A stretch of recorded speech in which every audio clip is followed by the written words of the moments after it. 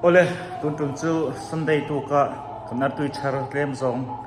kan han telang lenga callin kan char do na a chan chu in khom kan du ve wangin kan man ho dewa chu call ne han char do na ni han ba deuh noi me lo tha thiam don nia in khom ve ram hi kan duwa chu wa in callin kan char do ne tu danga chuanin putin kan char mai thina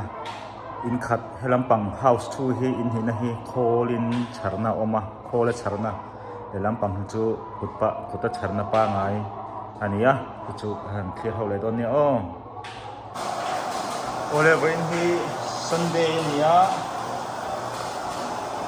in khom kan du ve sia jinga ti hianin in khom hi dar som patan tana chu Put nen kan char thena tuk danga chuanin in khom kan du ve ta ka bain khol nen kan char ta wein hi tukin hi eta nu beren alo venga khol nen ron chuak he aron chuak hi abal te awma tin double ek te tin achia khi te ke te lo oma kha ta hen lo ven ve ngai ta thawa la hi khol nen ti lo chuanin kan charna thawania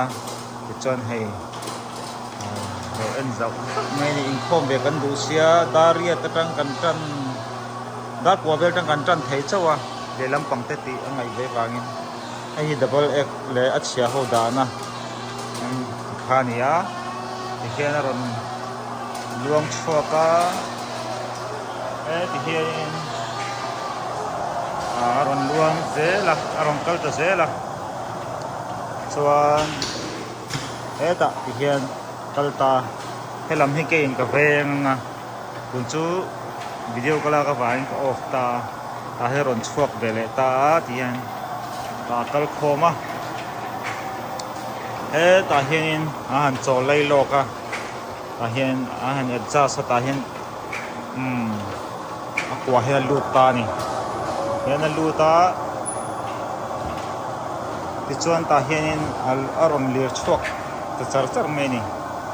chuanin makve em chu engwang atung zong hen aron kala adik chak chatin chu engtin nge hat thatia tung zong kal ti chuan hei ta hianin alaya he hianin alo vei zel ta alo adjust ta artui kha thatia aron vir kha khanin ani zong in alo da zel ta ni han entiam ei kan pa hianin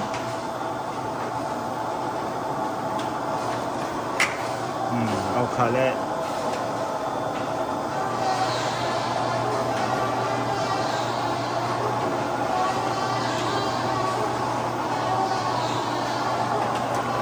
ki hianin alo vei ta zel ta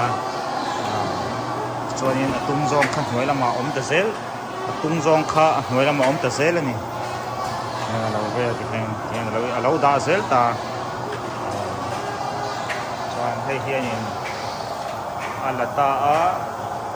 kan phapa hianin veng ta ni hian ti khan hi a hne thak na ni ta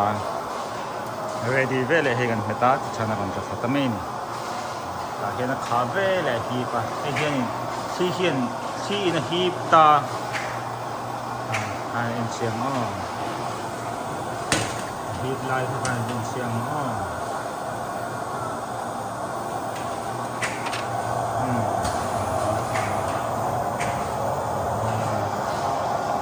tanga kha me ve le ta ta ni ti chonin heta hin sensor om ve veka artui a double te kan lo hu mai pal heta akwa ron chok kan lo hu mai pal kha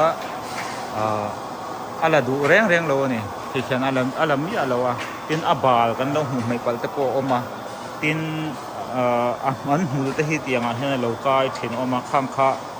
alo om pal chonin ki khianin a hip mi alawa ki ta hen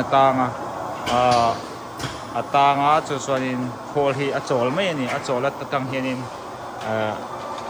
sen aro sena khoilai nge chia ti chu kal thelo ti kha chu ta hen kan set up le mai kan tiang chu ni yen di tetangin unsur tin lo antang ti lo luang anon luang del tela chuan he ta hian anon kal khoma yan ala achat na ni kho he ta compressor a oma thupam na to chu atul dan jerin oru mere ke lo on zel ta yang vel chu ania tu danga chonin kan khoi ngai bak lawa putin kan char hneya thian zara kan dama